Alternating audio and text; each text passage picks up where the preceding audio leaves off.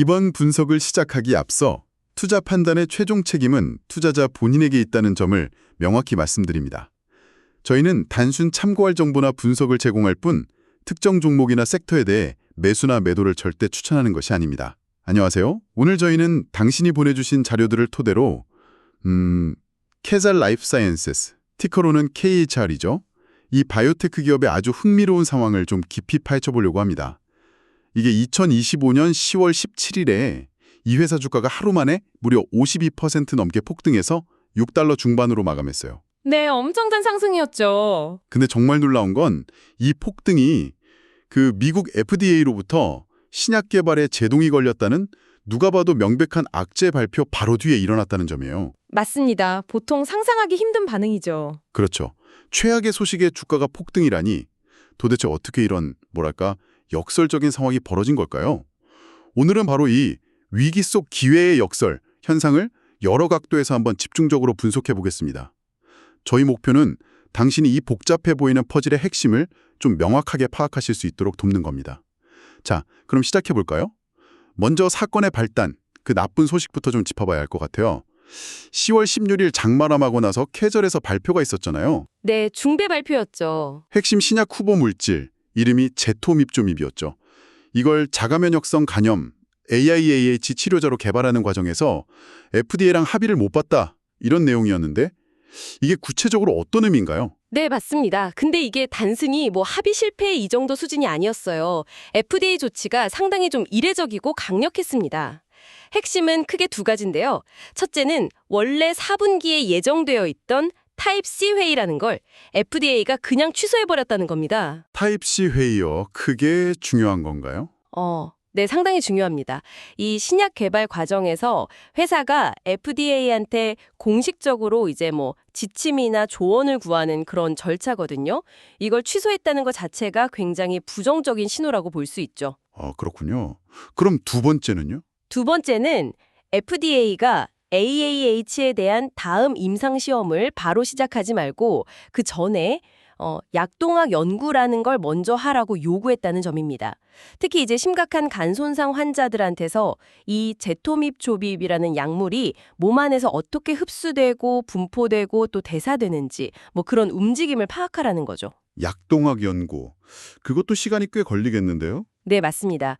이 연구 자체가 시간이 꽤 걸리는 일이라서 이것만으로도 AAH 치료제 상용화 계획이 최소한 2년 정도는 지연될 거다. 이게 회사 측 설명입니다. 2년 지연이요? 와, 이건 정말 심각한 차질인데요? 그것 말고 또 다른 요구사항은 없었나요? 있었습니다. 앞으로 진행될 임상에서는 환자를 투약하고 나서 48시간 동안 의무적으로 모니터링하라는 조건까지 붙었어요. 48시간 모니터링이요? 네, 이게 환자 입장에서는 상당히 부담스러울 수 있잖아요. 결국 임상시험에 참여할 환자를 모집하는 것 자체를 훨씬 어렵게 만들 수 있는 또 다른 걸림돌인 거죠.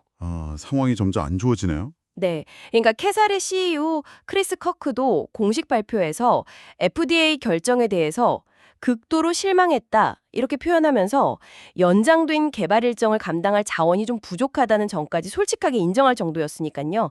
경영진조차 좀 당혹스러움을 감추지 못한 거죠. 정말 상황이 안 좋았군요. 핵심 신약 개발에 빨간불 딱 켜지고 CEO는 실망감 드러내고.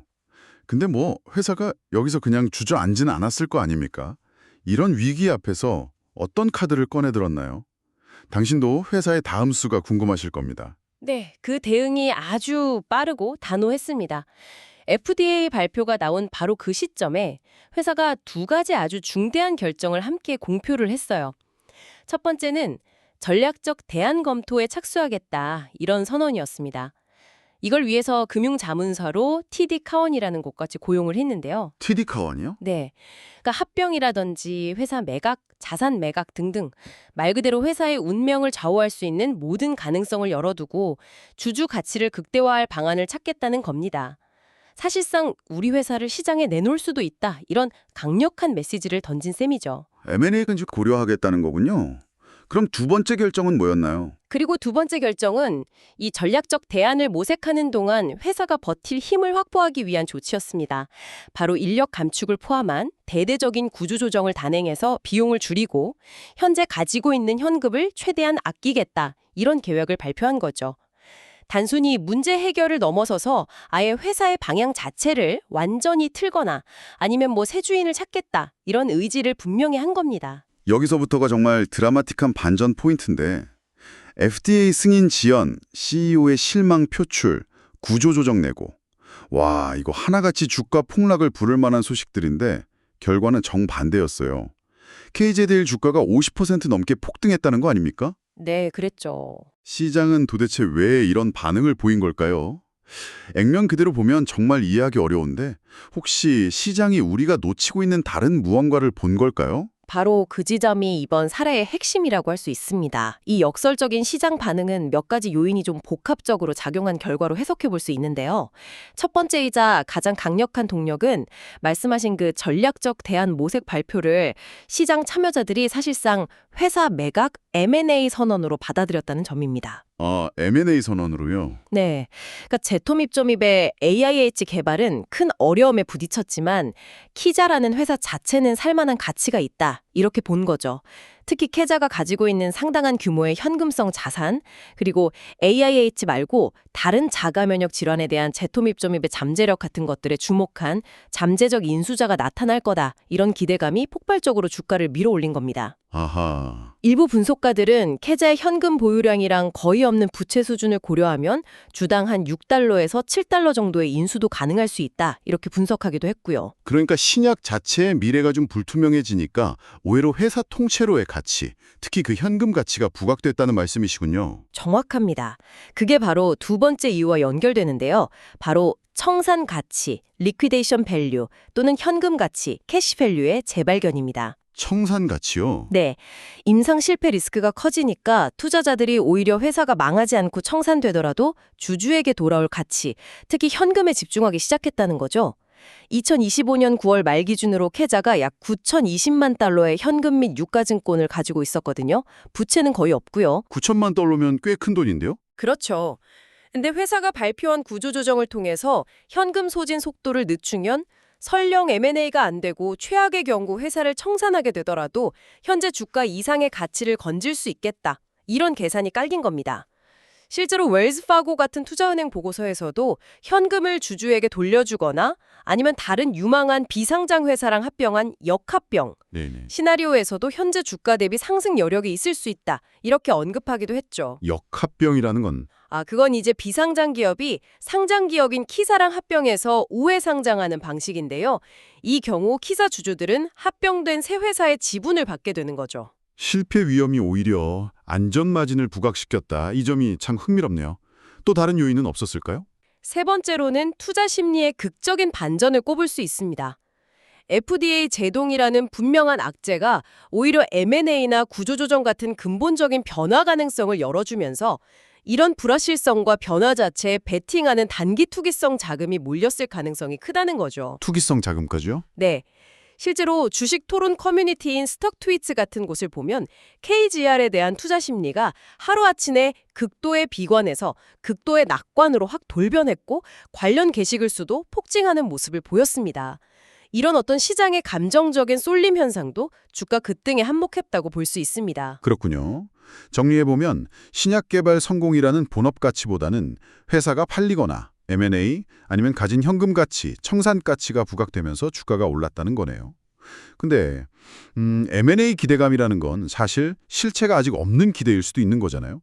모든 시장 참여자가 이렇게 낙관적으로만 본 건 아니겠죠. 물론입니다. 그 점을 반드시 짚고 넘어가야 합니다.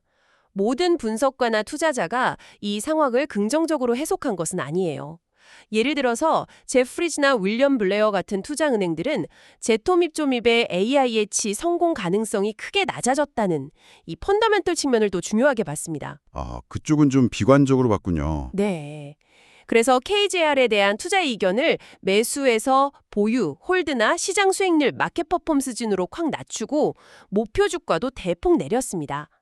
이들의 시각은 현재의 주가 급등이 회사의 내재 가치 개선보다는 M&A라는 단기 이벤트에 대한 기대감, 어떻게 보면 신기루 같은 거에 기댄 것일 수 있다. 이런 경고 메시지를 담고 있는 거죠. 그렇군요. 따라서 현재 주가 수준이 과연 지속 가능할지에 대해서는 좀 신중한 판단이 필요하다는 겁니다. 그렇다면 키자가 실제로 가진 그러니까 파이프라인하고 재무 상태를 좀 더 냉정하게 들여다볼 필요가 있겠네요. 그래야 시장의 기대가 어느 정도 현실성이 있는지 가늠해 볼 수 있을 테니까요. 먼저 그 핵심 자산인 제토밉조밉부터 좀 살펴보죠. 선택적 면역 프로테아좀 억제제라고 하셨는데 이름이 좀 어렵네요. 쉽게 설명해 주실 수 있나요? 네. 선택적 면역 프로테아좀 억제제. 이름은 좀 복잡하게 들리지만 작용 원리는 이렇습니다.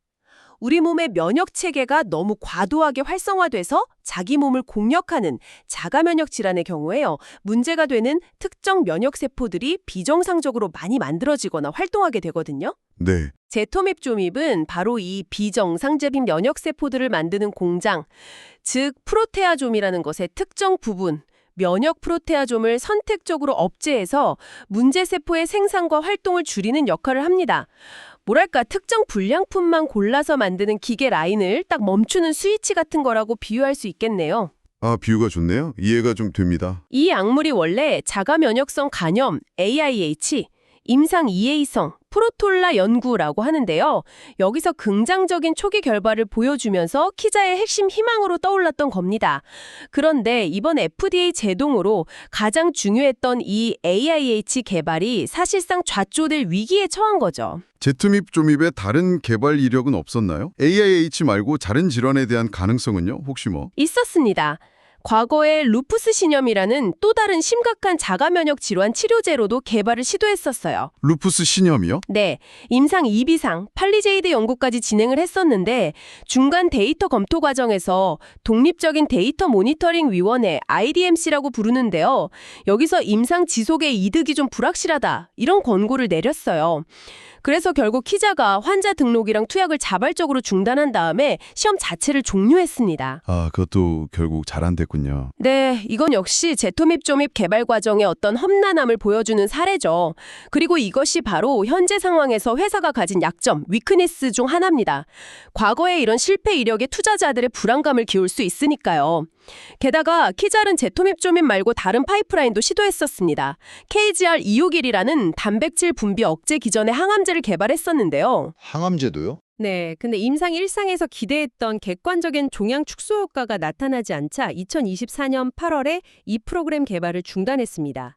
그때는 제토미조밉에 집중하기 위한 전략적 선택이었겠지만 결과적으로 보면 파이프라인 다각화에 실패하면서 현재 제토미조밉이 흔들리니까 회사 전체가 위기에 빠지는 소위 원 프로덕트 리스크가 현실화된 겁니다.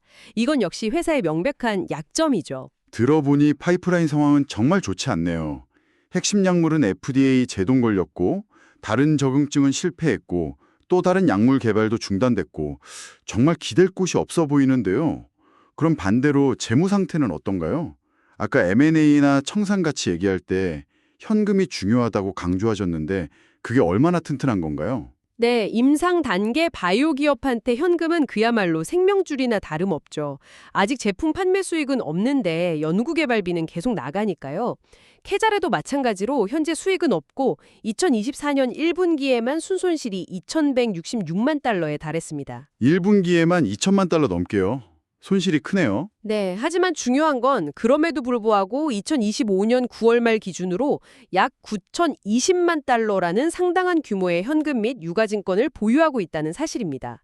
이게 바로 회사의 가장 큰 강점이라고 할 수 있습니다. 9천만 달러 현금? 네, 그리고 이 강점을 더욱 빛나게 하는 것은 부채가 거의 없다는 점입니다. 재무제표를 보면 부채 자본 비율이 0.13에 불과해요. 거의 무차입 경영 상태라고 볼 수 있죠. 부채가 거의 없군요. 볼 수 있습니다. 바로 이 풍부한 현금과 깨끗한 재무 구조가 잠재적 인수자에게는 매우 매력적인 기회, opportunity 요인이 되는 겁니다.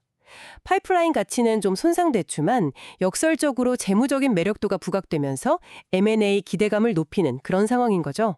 종합해보니 파이프라인은 약점과 위협, 트레트 투성인데 재무 상태는 확실한 강점이자 기회를 제공하고 있다. 이렇게 볼 수 있겠네요. 이렇게 강점, 약점, 기회, 위협 요인을 정리해보니까 KGIR이 처한 상황이 좀 더 입체적으로 보이는 것 같습니다. 그럼 이 분석을 바탕으로 앞으로 KGIR에게 펼쳐질 수 있는 시나리오들을 예상해볼 수 있을까요? 당신이 향후 전개를 지켜보는 데 도움이 될 것 같습니다. 네, 현재까지의 분석을 토대로 몇 가지 주요 시나리오를 그려볼 수 있을 것 같습니다. 현재 시장이 가장 주목하는 것은 역시 M&A 관련 시나리오겠죠? 최상의 시나리오, 베스트 케이스라고 할 수 있는 건데요.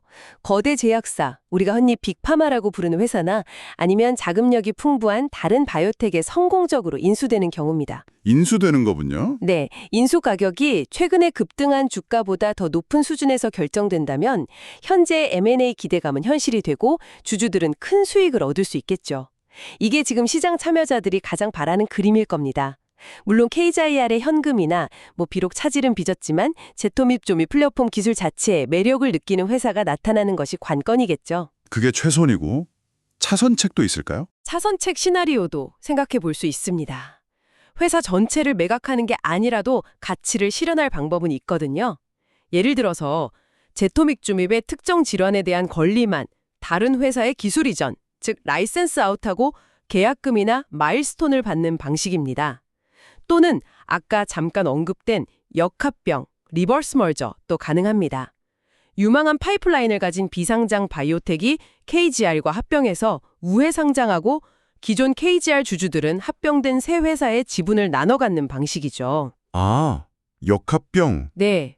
이 경우에는 회사의 정체성은 좀 바뀌겠지만 주주들은 새로운 성장 동력을 얻을 수도 있습니다. 그렇군요. 그럼 최악의 경우는 어떤 건가요? 최악의 시나리오, worst case는 M&A나 기술 이전 같은 마땅한 전략적 파트너를 찾지 못하고 시간만 계속 흘러가는 경우입니다. 아, 시간만 가고. 네, 구조조정으로 허리띠를 졸라매더라도 연구개발은 계속 비용이 들기 때문에 보유한 현금은 계속 소진될 수밖에 없거든요.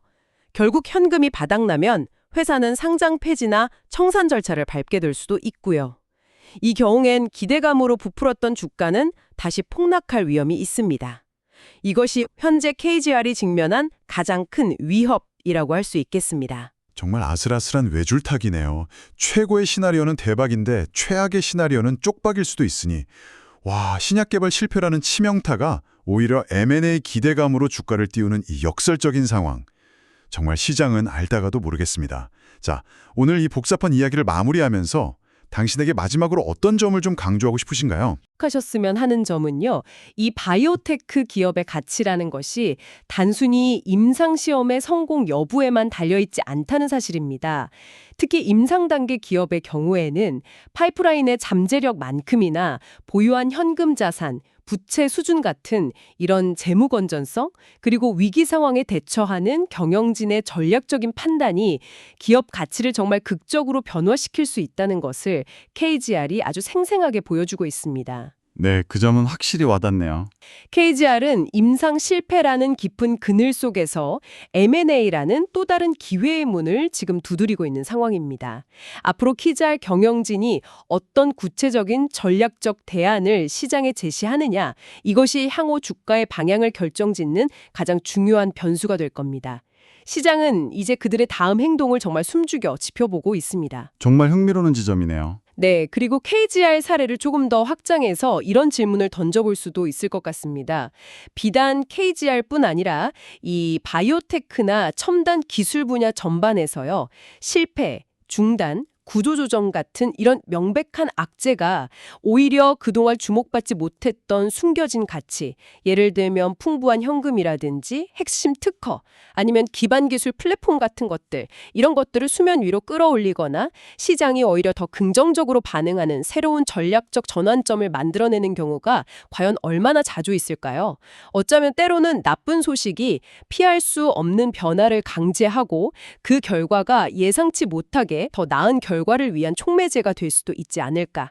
당신은 어떻게 생각하시는지요? 다시 한번 말씀드리지만 투자 판단의 최종 책임은 투자자 본인에게 있다는 점을 명확히 말씀드립니다.